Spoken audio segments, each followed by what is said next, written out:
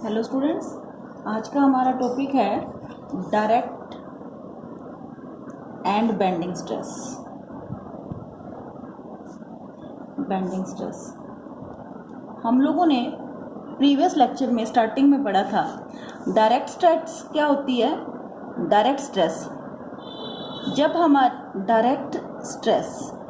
जब हमारी किसी बॉडी पे क्रॉस सेक्शन पे यदि हमारा कोई एक्शियल या कंप्रेसिव फोर्स लगता है, एक्शियल या फिर कोई कंप्रेसिव फोर्स लगता है, ये जैसे ये क्या होगा, टेंसाइल फोर्स हो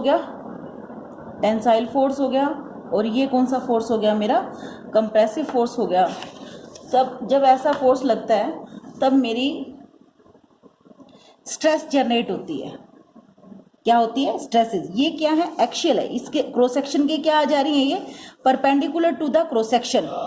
ये इसका क्रॉस सेक्शन है, उसके परपेंडिकुलर जा रही है, तो ये मेरी कौन सी स्ट्रेस कहलाएगी? डायरेक्ट स्ट्रेस कहलाएगी। और आपको बताया भी था, मैंने जो स्टार्टिंग के लेक्चर लिए थे उनमें बताया था आपको, क्रॉस सेक्शन, हर क्रॉस सेक्शन पे जहाँ पे क्या होगा, स्ट्रेस क्या होती है? Load divided by area.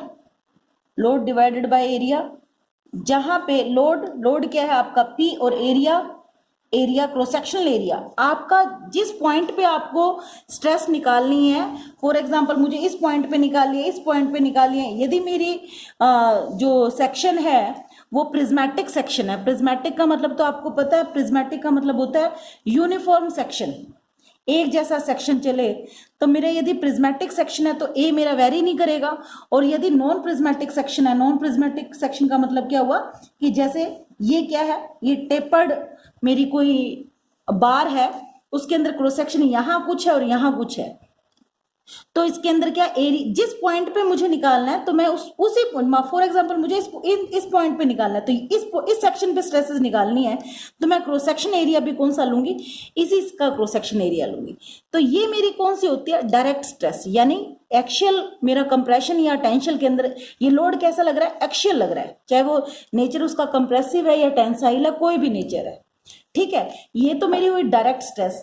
ये क्या होगा, यहाँ पे मैं इसको क्या कर रही हूँ, मैं ऐसे फोर्स लगा रही हूँ, लेकिन मेरी बॉडी क्या कर रही है? इस बॉडी इसको क्या कर रही है? रेजिस्ट कर रही है। रेजिस्ट करने का मतलब जब मैं इसको कह रही हूँ ये ऐसे खींचेंगे तो क्या होगा? एक्सपैंड होने की कोशिश करेगा, और ये क्या करेगा? उसको एक्सपैंड नहीं होने। कब तक? जब तक maximum with in the stresses, जो इसकी स्ट्रेस की लिमिट है उस स्ट्रेसेस तक, ठीक है। तो ये तो क्या हुआ? लोड डिवाइडेड बाय एक्शियल लगा। और जब आपने बीम में भी पढ़ा था कि यदि मेरा लोड ऐसे आए तो ये क्या होना की कोशिश करता है? बेंड होने की कोशिश करता है। यानी कि ये क्या आ रही है? इसके अंदर बेंडिंग आ रही है। यहाँ पे लोड क्या आ रहा है? मेरा ट्रांसवर्सिस आ रहा है। यहाँ पे क्या आ रहा था? एक्शियल आ रहा था। ये ट्रांसवर्सिस जब लोड आता है तो ये चीज क्या होने की कोशिश करती है? मेरी स्ट्रक्चर है वो बेंड होने की कोशिश करता है।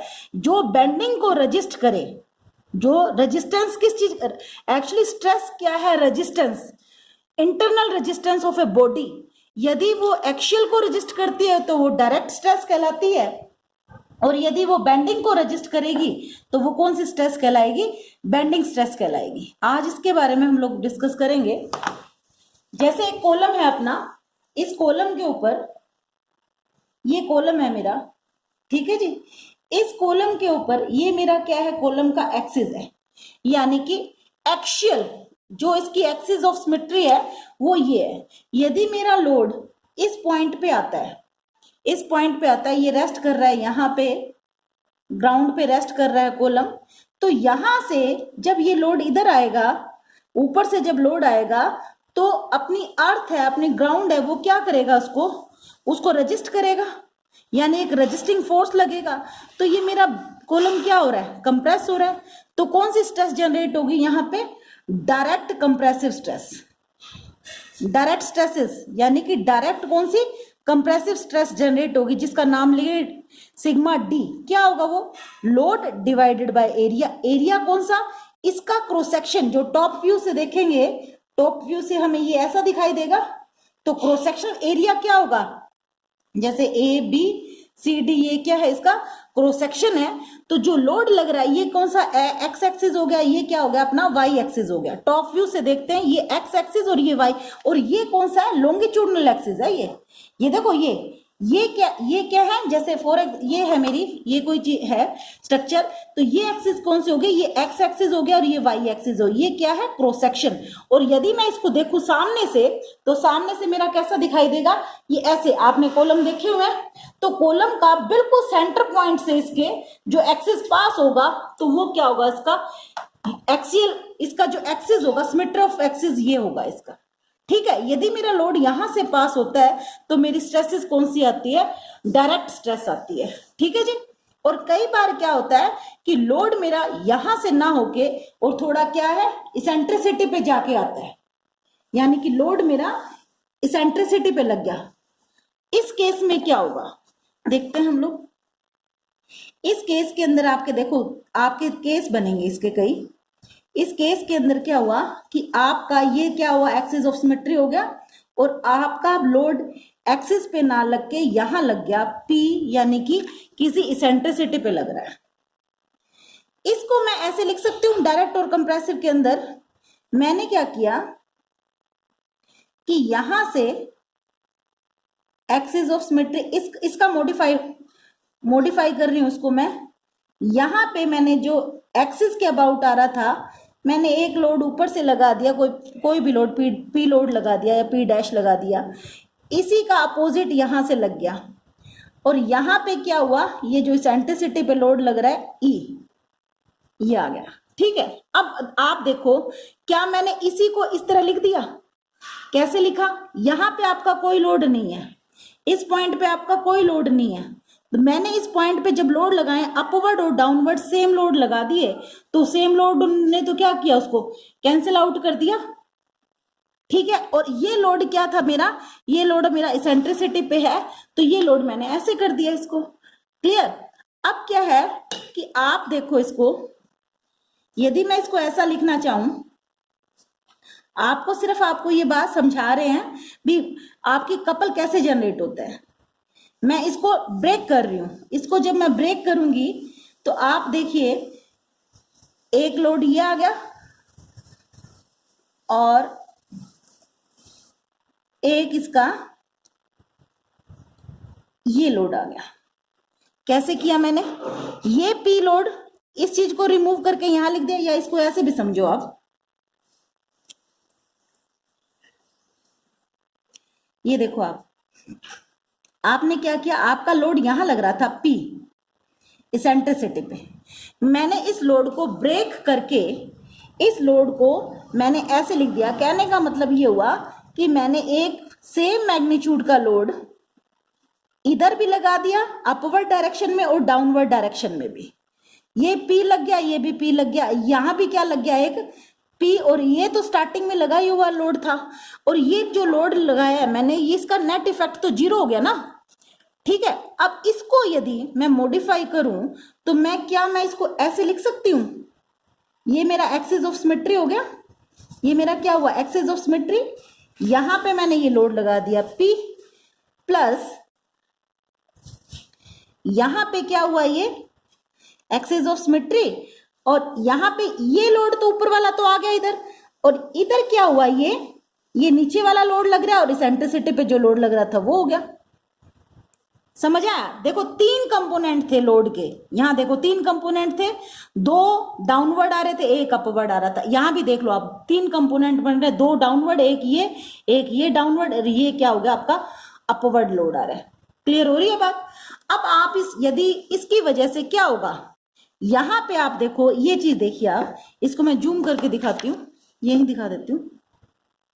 इसको यदि मैं जूम करके देखूं तो ये कैसा दिखाई देगा आपका, ये एक यहां लोड और एक यहां लोड P, और ये क्या हुआ E। आप देखो, क्या इसके अबाउट एक कपल जनरेट नहीं हो रहा, क्या हो रहा है, यहां पे एक कपल जनरेट हो रहा है। कपल क्या करेगा, मूवमेंट क्रिएट करेगा।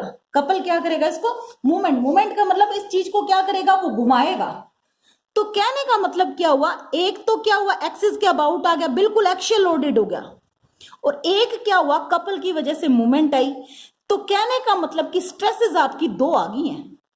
एक तो क्या कर रहा है, बेंड होने की कोशिश कर रहा है, जो बेंडिंग को रेजिस्ट करेगा उसको कौन सी स्ट्रेसेस बोलेंगे, बेंडिंग स्ट्रेस, और जो एक्सियल के अबाउट आता है उसको रजिस्ट करेगा, वो कौन सी स्ट्रेस होगी, मेरी डायरेक्ट स्ट्रेस होगी। तो कहने का मतलब कि ये कौन सी स्ट्रेस कहलाई अपनी, ये इसमें क्या हो रहा है, कॉलम मेरा बेंड हो रहा है ना, इसमें कॉलम क्या हो रहा है, बेंड हो रहा है। तो यहां पे जो स्ट्रेस आएगी वो कौन सी स्ट्रेस आएगी, बेंडिंग स्ट्रेस। और यहां पे जो स्ट्रेस आएगी वो कौन सी आएगी, मेरी डायरेक्ट स्ट्रेस आएगी। डायरेक्ट स्ट्रेस का मतलब क्या हुआ, आप समझ रहे हो ना, डायरेक्ट स्ट्रेस ये किसके अबाउट आ रही है, एक एक्सियल लोडेड हो गया, एक्सिस के अबाउट है ये। तो कहने का मतलब कि इस कॉलम पे अपनी डायरेक्ट टोटल स्ट्रेसेस क्या होगी, टोटल स्ट्रेस होगी मेरी। अब यदि मैं टोटल स्ट्रेस देखूं तो टोटल स्ट्रेस हमारी क्या होगी, टोटल स्ट्रेस होगी मेरी, एक तो डायरेक्ट स्ट्रेस होगी, क्या हुई, एक डायरेक्ट स्ट्रेस हुई, और एक कौन सी हुई, अपनी बेंडिंग स्ट्रेस हुई। ठीक है जी, एक कौन सी हुई, डायरेक्ट स्ट्रेस, और एक क्या हुई, अपनी बेंडिंग स्ट्रेस हुई। तो मेरे इस कॉलम के ऊपर, जो मेरा कॉलम था, इस कॉलम के ऊपर इसेंट्रिसिटी की वजह से मेरी जो टोटल स्ट्रेस जनरेट हो रही है वो तो मेरी ये स्ट्रेस जनरेट हो रही है, direct stress plus bending stress. ठीक है, डायरेक्ट स्ट्रेस क्या होती है, लोड डिवाइडेड बाय एरिया। ठीक है, और बेंडिंग स्ट्रेस क्या होगी, ये तो क्या हुई, अपनी डायरेक्ट स्ट्रेस। और यदि मैं बेंडिंग स्ट्रेस देखूं तो हमने पढ़ा हुआ है M over I bending stress. Bending stress equation क्या थी, बेंडिंग स्ट्रेस इक्वेशन क्या थी हमारी, जो फ्लक्सर इक्वेशन बोला था जिसको, इक्वेशन वो थी मेरी M over I equal to sigma over Y और ई ओवर आर। इसका तो कोई मतलब नहीं है। अब यहां से देखूं मैं, ये क्या है, bending stress sigma B is equal to M into Y over I.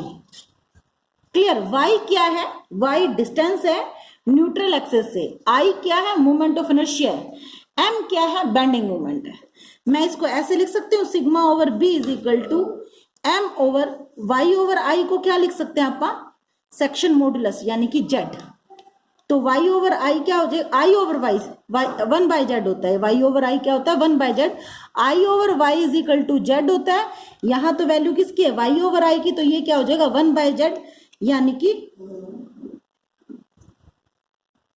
m over z। Clear, ठीक है। अब मेरी बेंडिंग स्ट्रेस क्या बन गई, m ओवर z बन गई। यदि मैं इसके अंदर पुट करूं इसको, तो bending stress total stress equal to direct stress. d क्या डिनोट कर रहा है, डायरेक्ट को, सिग्मा किसको डिनोट कर रहा है, अपनी स्ट्रेस को, direct stress into bending stress. Direct stress का फॉर्मूला क्या था, p ओवर a और प्लस m ओवर z। यहां पे m क्या बनेगी आपकी, मूवमेंट क्या बनेगी, p इंटू ई, यानी कि m इज इक्वल टू क्या बन गया आपका, p इंटू ई। तो कहने का मतलब मैं इसको लिख सकती हूँ p over a plus p into E over z क्या है यहाँ पे, सेक्शन मॉडुलस ऑफ द, जो सेक्शन है हमारा, section modulus of the structure. Clear, इसको यूज करके हम आगे अभी फॉर्मूलाज बनाएंगे। ठीक है।